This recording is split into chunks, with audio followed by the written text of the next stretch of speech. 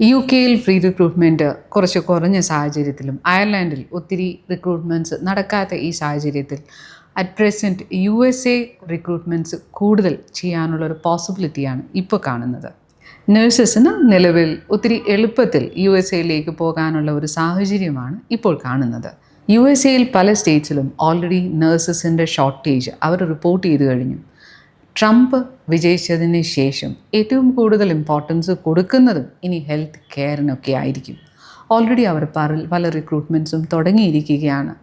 പല കൺട്രീസിലേക്കും പോകുമ്പോഴേക്കും അതിൻ്റെ എക്സ്പെൻസ് ഒത്തിരി കൂടുതലാണ്.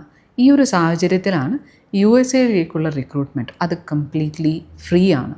ഓൾറെഡി യു എസ് എയിലുള്ള പല സ്റ്റേറ്റ്സും ഈ ഷോർട്ടേജ് പരിഹരിക്കാനായിട്ട് വിദേശത്ത് നിന്ന് നഴ്സസിനെ ഓൾറെഡി അപ്പോയിൻറ്റ് ചെയ്തു തുടങ്ങി. അതുകൊണ്ട് തന്നെ ഒരു നഴ്സിന് 6 months എക്സ്പീരിയൻസ് ആണെങ്കിൽ പോലും അവിടെ ജോലി കിട്ടാനുള്ളൊരു പോസിബിലിറ്റിയാണ് ഇപ്പോഴുള്ളത്.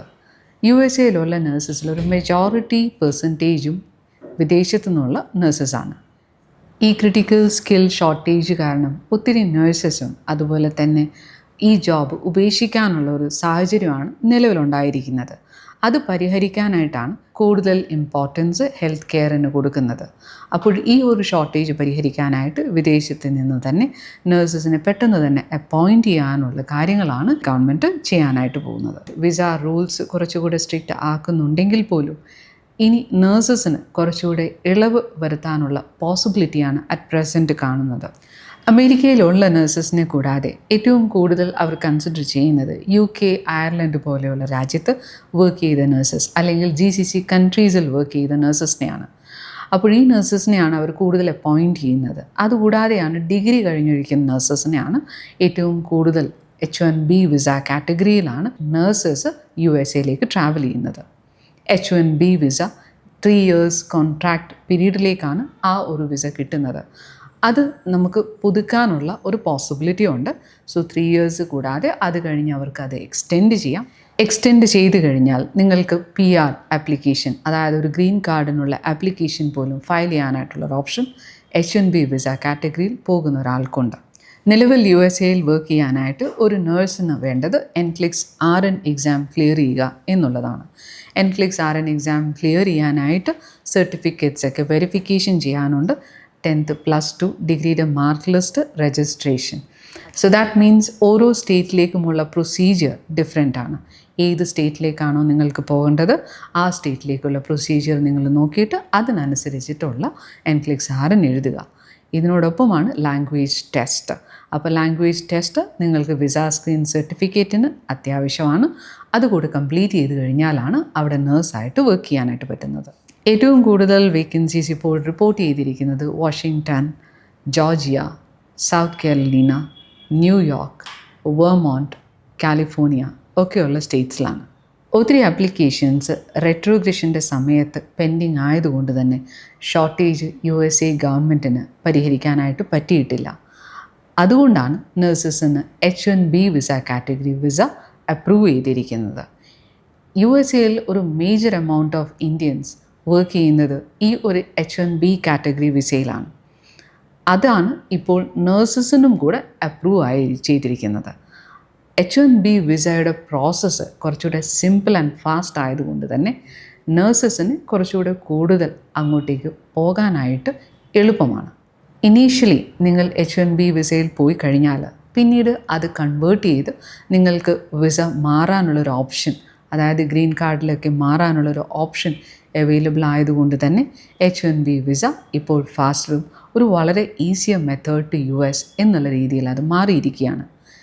എന്താണ് USA പ്രിഫർ ചെയ്യാനുള്ളൊരു റീസൺ? Settlement option. ഒത്തിരി നഴ്സസും നോക്കുന്നത് അവിടെ സെറ്റിൽഡ് ചെയ്യാനായിട്ടാണ്. GCC പോലെയുള്ള കൺട്രിയിൽ നിങ്ങൾ ജോലി ചെയ്തു കഴിഞ്ഞാൽ തിരിച്ച് നാട്ടിലേക്ക് വരേണ്ട ഒരവസ്ഥയാണ്. അവിടെ പെർമനൻറ്റ് റെസിഡൻ്റായിട്ട് നമുക്ക് നിൽക്കാനായിട്ടുള്ള ഒരു സാഹചര്യമില്ല. മറിച്ച് USA ചെന്ന് കഴിഞ്ഞാൽ നിങ്ങൾക്ക് പെർമനൻറ്റ് റെസിഡൻ്റായിട്ട് അവിടെ ഗ്രീൻ കാർഡ് കിട്ടാനുള്ളൊരു പോസിബിലിറ്റി വളരെ കൂടുതലാണ്. സിംപ്ലർ പ്രോസസ്സ്, അതായത് at present H1B visa category എന്ന് പറയുന്നതിൻ്റെ പ്രോസസ്സ് തന്നെ കുറച്ചുകൂടെ സിമ്പിളും ഫാസ്റ്റുമാണ്. എംപ്ലോയർ ഇൻ്റർവ്യൂ ചെയ്ത് കഴിഞ്ഞ് നമുക്ക് ഓഫർ ലെറ്റർ കിട്ടിക്കഴിഞ്ഞാൽ straight to the visa process. ഇത് മാത്രമാണ്. നേരത്തെയുള്ള പ്രോസസ്സിനേക്കാളും വളരെ എളുപ്പമായിട്ട് മാറുകയാണ് ഇപ്പോഴത്തെ ഈ ഒരു H1B പ്രോസസ്സ്. സേവിങ്സ്. USA പോലെയുള്ള വലിയൊരു രാജ്യത്ത് നിങ്ങൾക്ക് അവിടെ സിറ്റീസിലേക്ക് പോകുമ്പോഴേക്കും ചിലവ് കുറച്ച് കൂടുതലാണ്. അപ്പോൾ കുറച്ച് അകത്തോട്ട് വില്ലേജ് പോലെയുള്ള ഏരിയയിലോട്ട് മാറി താമസിച്ച് ജോലി ചെയ്ത് കഴിഞ്ഞാൽ നിങ്ങൾക്ക് സേവിങ്സ് കൂടുതൽ ഉണ്ടാക്കാനായിട്ട് പറ്റുന്ന ഒരു പോസിബിലിറ്റിയാണുള്ളത്. നെക്സ്റ്റ്, ഡിപ്പെൻഡൻസിനെ കൊണ്ടുപോകാനുള്ള ഒരു സാഹചര്യമാണ്. പല കൺട്രീസും ഇപ്പോൾ ഡിപ്പെൻഡൻറ്റിനെ കൊണ്ടുപോകാനുള്ളൊരു പോസിബിലിറ്റി ഇപ്പോൾ നഴ്സസിന് കിട്ടുന്നില്ല. ആ ഒരു സാഹചര്യത്തിലാണ് H1B കാറ്റഗറിയിലുള്ള ഒരു നഴ്സിന് അവരുടെ ഡിപ്പെൻഡൻസിനെ കൂടെ കൊണ്ടുപോകാനുള്ള ഒരു പോസിബിലിറ്റി ഉണ്ട്. പ്രൊഫഷണൽ ഡെവലപ്മെൻറ്റിനുള്ള ഓപ്പർച്യൂണിറ്റീസും USA അവൈലബിളാണ്. ഒരു ഗ്രാജുവേറ്റ് ആയിട്ടുള്ള ഒരു നഴ്സിന് മാസ്റ്റേഴ്സ് ചെയ്യാം. മാസ്റ്റേഴ്സ് കഴിഞ്ഞ് നഴ്സ് പ്രാക്ടീഷണർ പോലെയുള്ള ഓപ്ഷൻസും USA അവൈലബിളാണ്. സോ പ്രൊഫഷണൽ ഗ്രോത്തിനുള്ള നല്ല പോസിബിലിറ്റീസ് USA അവൈലബിൾ ഉണ്ട്.